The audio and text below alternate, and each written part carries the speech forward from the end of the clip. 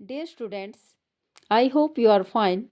Dear students, आज हम एक पोएम पढ़ने वाले हैं जो कि बहुत ही शिक्षाप्रद पोएम है, जिसकी पोएटस हैं एलिनोर फर्जियन।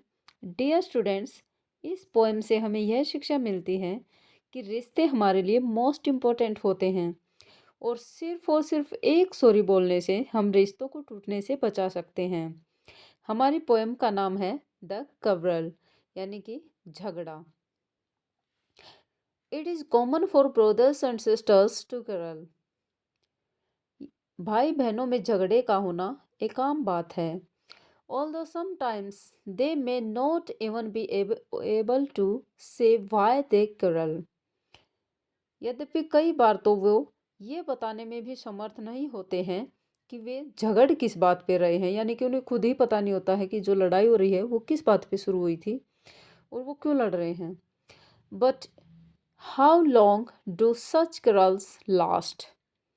लेकिन ये झगड़े कहाँ तक चलते हैं, कितने समय तक चलते हैं। How do they and? उनका एंड कब होता है और वो ख़त्म कब होते हैं। आइए इस पोएम के अंदर हम पढ़ते हैं। आई quarreled विद माई ब्रदर। जो पोएटस होती हैं वो बताती हैं कि मैं अपने भाई के साथ झगड़ा करती थी, यानी कि कर रही थी। एक टाइम की, पुराने टाइम की बात बता रही हैं। I don't know what about. मैं ये नहीं जानती थी कि वो किस बात पर कर रही हूँ, यानी कि हम झगड़ किस बात पर रहे हैं।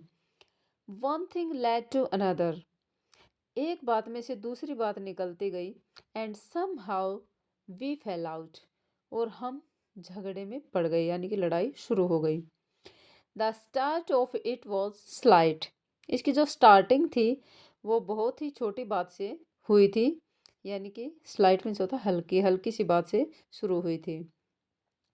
The end of it was strong. और इसका जो अंत था, यानी कि ये बढ़ते बढ़ते लास्ट में बहुत गंभीर होती गई। He said he was right. उसने कहा कि वो सही है। I knew he was wrong. लेकिन मैं जानती थी कि वो गलत है। We hated one another. हम एक दूसरे से नफरत करने लगते हैं।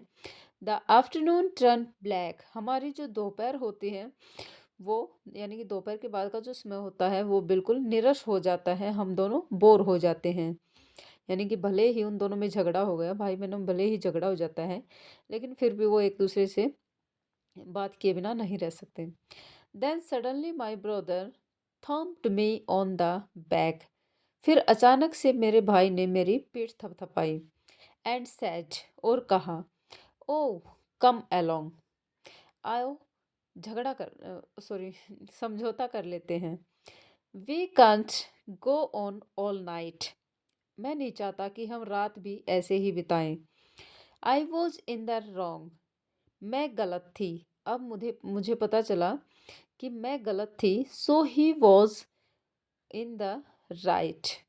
क्योंकि अब वो सही था, क्योंकि बोलने की शुरुआत अब उसने की थी, यानी कि भले ही झगड़ा उसने शुरू किया था, उसकी गलती थी, लेकिन उसने सॉरी बोलकर, यानी कि शुरुआत करके बोलने की, अब वो बिल्कुल सही है। इस प्रकार से रिश्तों को टूटने से बचाया जा सकता है। Thanks for watching this video.